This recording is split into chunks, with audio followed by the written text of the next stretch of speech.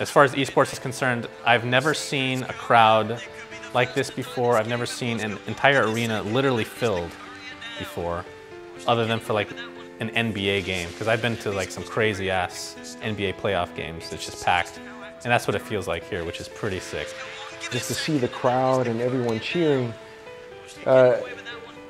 imagine if you were in the shoes of the guys that actually play on stage.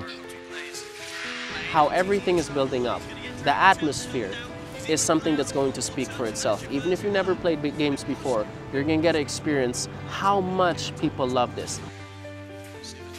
The real change is actually how the game is being developed inside the system of professional players. You know, changing just one by one a little bit by a professional team doing this and somebody doing that, and then it just becomes this kind of game where it develops itself constantly. For a lot of people, like, pro gaming is a way that they can continue to play games, but it's kind of the other way around for me, where I play games so that I can earn my way to experience life. Very happy with the start. It'll be interesting to see just how active of a Jericho plays. A bit of damage to their tier 3. I think 2 managed to take 2 kills back in return. But they'll have a good chance of turning it back. It's actually the storm from Manila, within the epicenter of Manila.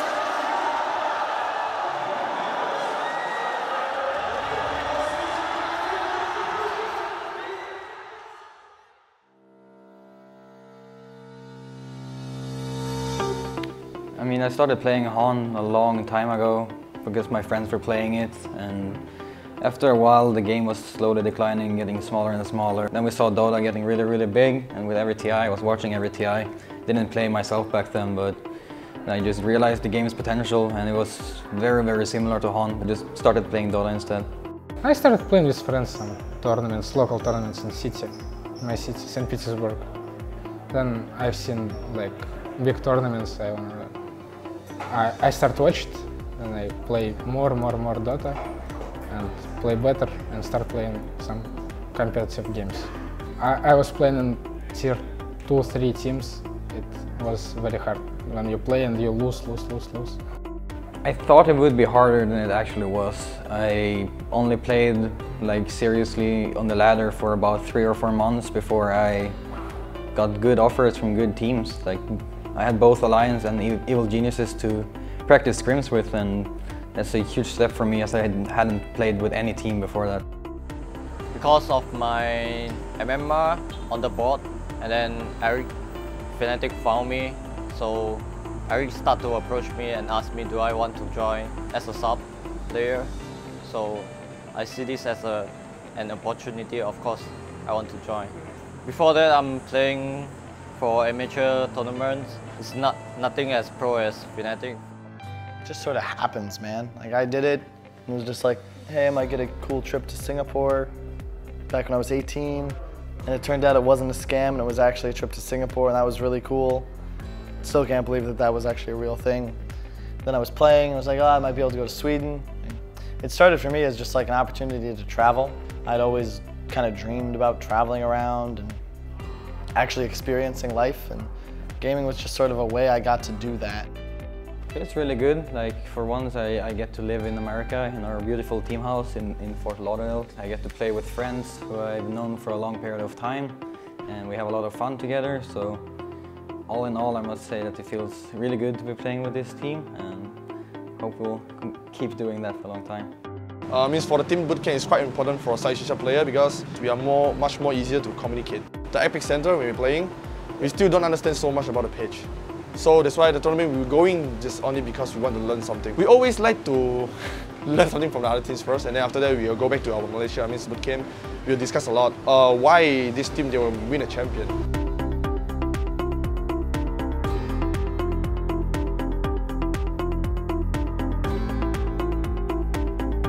When we started playing a decade ago, it was really different. At that time, the people who took attention in watching the games were not that much. The system behind the games weren't ready for spectator sport. There's so many things that can be done to make things more interesting, and a lot of organizations are coming in with different angles on how esports should be grown. So from a player's perspective at that time, it was just nothing but a expensive hobby. But now it has already reached a point where it can really be a true profession. And through the years, the evolution of esports itself has gone really, really fast. Yeah, I mean, obviously, my passion is Dota. I followed Dota 1 for, God knows, many years, many years. I mean, I enjoyed multiple titles across esports, but Dota 2 is my main focus. But if you look at Secret, you know, we're in CSGO, Vainglory, Smash, Street Fighter. So, you know, all of these games, they excite me. I think there's a good overlap there between all the communities. And I think anyone passionate about any one esports game can easily enjoy another one. I think that this kind of growth of esports began with the streaming platforms when they appeared. Because before this, the main problem of esports, it was just you can't watch it. This is not just you know, some subculture. This is a huge industry.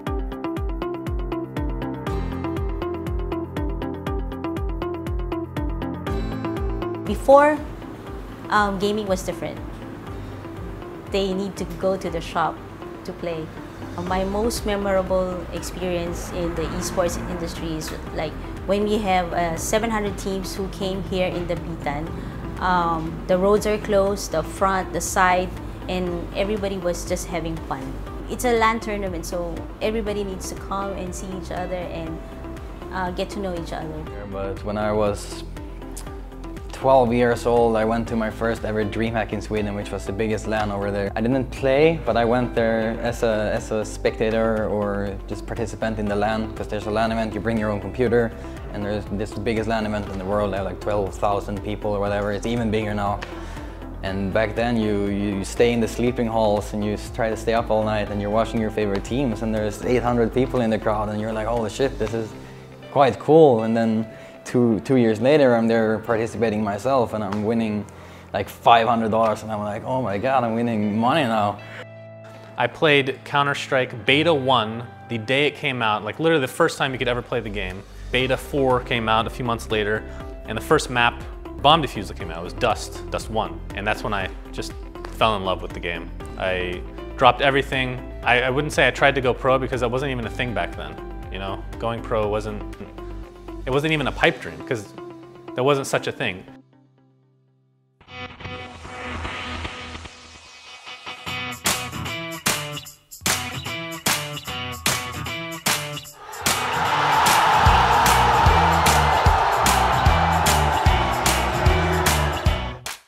I had the pleasure of hosting the recently concluded ESL 1 Manila. For me, if we're gonna look at the esports scene in the Philippines, that was a great first impression for Pinoy fans. And you have something that was so much fun from ESL, and now it's leading up to this grand show coming from Valve. The hype, it's like coming from ESL now to the majors. It's like, you can feel it, man. You can feel it. You can feel it in the ground, the kind of hype that's going on. Coming here, we knew that the Philippines was very passionate about Dota. But until you actually physically come here and meet the fans and just see how passionate they are, it's something else, honestly. It reminded me of watching football back home in Old Trafford, watching United. The passion is so amazing here. I mean, the crowd here is amazing. That's one thing that people had been hyping up, and it lived up to expectations.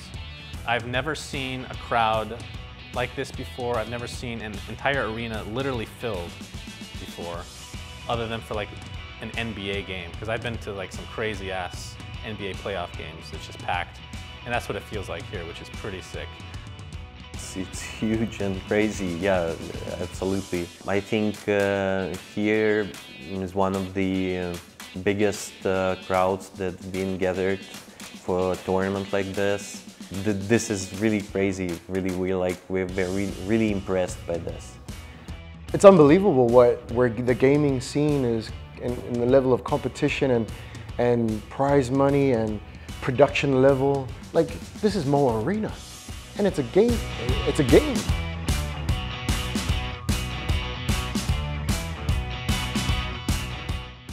like right now we're in a bubble, straight up. There's a ton of venture capital. Esports prize pools are getting kind of ridiculous, and it's all just a question of, you know, can this last? And I think that it definitely can, because every person born is born with the internet now. And my brothers in high school and 8th grade, like, their friends play video games, not because they know of us, but just because everyone plays video games. It's what you do nowadays. As long as we don't fuck it up, everything should be fine. It's just that we don't want to, like, send people running for the hills and away from investing in it. But at the same time, so many people are watching. I can hear the roar of the crowd right now because they're announcing the people about to play in our finals. This isn't going anywhere. Maybe the money will get a little lower. Maybe we'll lose some players in a game here or there, but it's not exiting the scene. It's just going somewhere else. Those eyes will watch a different game.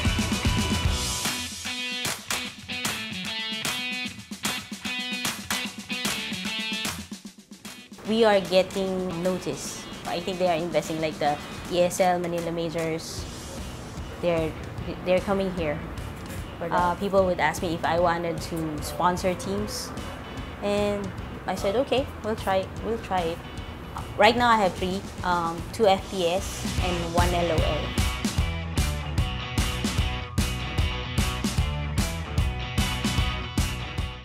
Ang pinaka-memorable na experience namin yung Crossfire Star Season 1 World Champion sa China, na napabracket kami dun sa may 3 pinakamalalakas sa Crossfire sa buong mundo. Yun nga, naka-bracket namin is top 1, top 2, top 3 ng China. Hindi namin inaasahan na kami mag-outstanding dun sa group namin. Tinalo namin yung champion. Expect ng mga tao talaga na kami yung kaunahang-unahang malalaglag doon sa bracket na yun. Sobrang saya namin nun. Doon pa lang, parang feeling namin champion na kami kahit elimination pa lang. Yung sa laban namin sa Korea, first time international tournament namin ng team.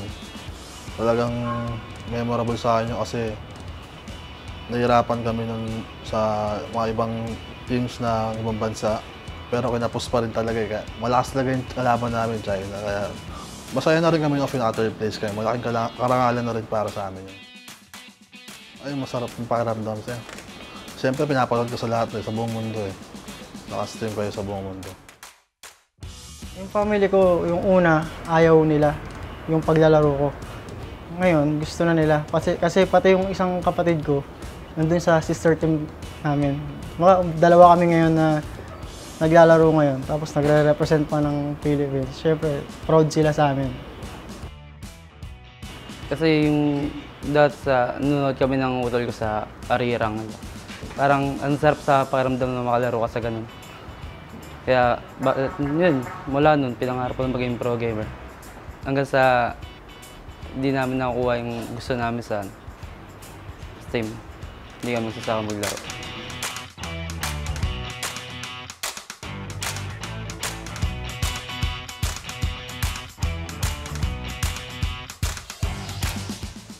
Never in my life I have competed for any game at all. I was a casual gamer. I have no idea that there were online tournaments, LAN events, but when I first discovered that there was a Philippine qualifiers for BlizzCon. So that was the first tournament I entered, and luckily I won the whole thing. Competed for NA regionals, also won that. You do have quite a lot of time to actually invest into figuring stuff out and just calming your head. While here you have to go through the next tournament to the next tournament and try your best there, try your best there, try your best there in order for yourself to actually get into a TI.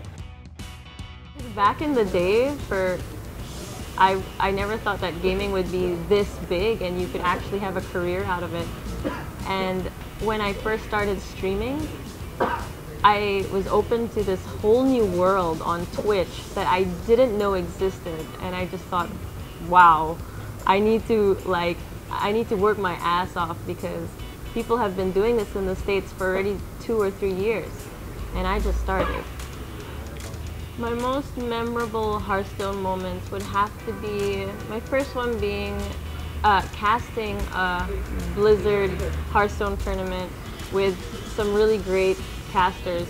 I casted with Lothar and Azumo Cutie, and they've casted really big tournaments. It was really a good experience for me. And my second one would be winning a tournament online. It's just an online, because there's a lot of sites where they host tournaments, and I came first.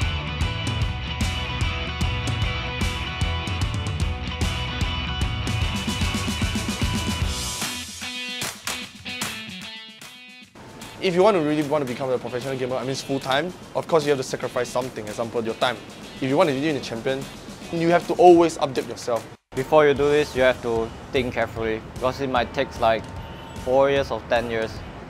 I stopped studying for a while just to go pro right now. I do encourage people to play if they are really into it.